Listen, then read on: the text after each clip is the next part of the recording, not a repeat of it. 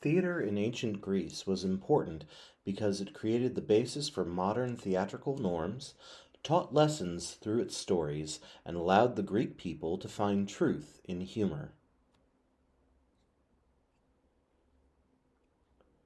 Greek theater began, as so many ancient traditions do, as part of a religious ritual.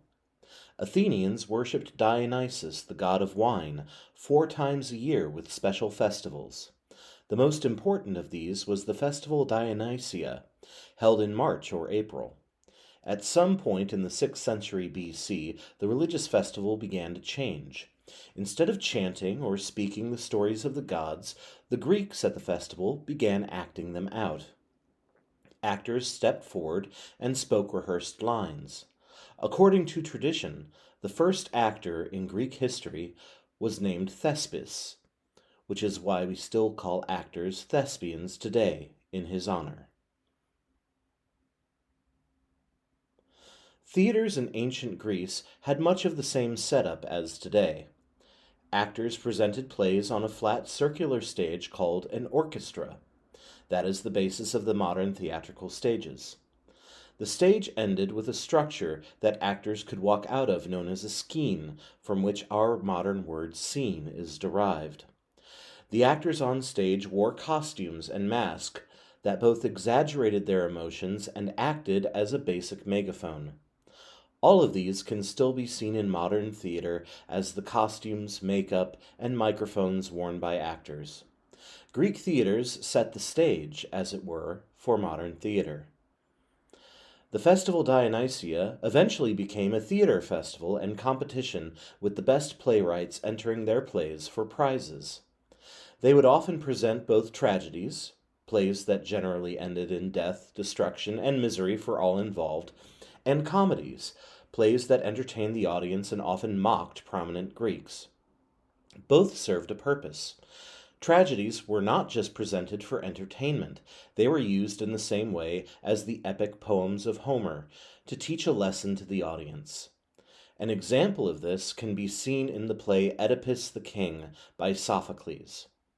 In the play, the parents of Oedipus send the baby boy off to be killed so they can avoid the terrible fate predicted by the fortune-telling oracle. They were told that Oedipus would murder his father and marry his mother. However, in attempting to avoid this fate, they set off a chain of events that saw Oedipus go out into the world, gain fame, and in the end, without knowing it, he killed his father and married his mother. Along with the soap opera levels of scandal in the story, it also teaches a lesson. The will of the gods is absolute, and you cannot avoid it. Comedies had their own purpose and goals. 2 kinds of comedies were the broad comedies known as satyr plays, and comedies that criticized prominent people known as satires. Satyrs were generally mindless, full of bad puns and dirty jokes. However, they did occasionally try to make a point.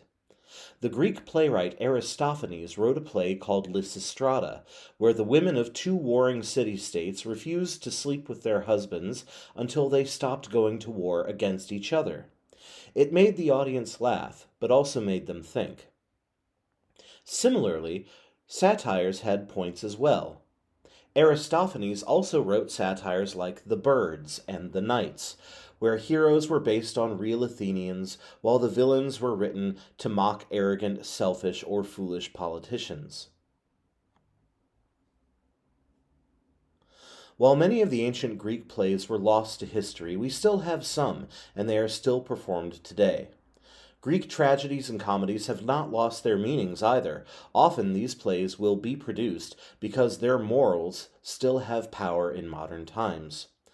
Tragedies have become the basis for dramas, soap operas, and telenovelas, while we still see satires every weekend on Saturday Night Live.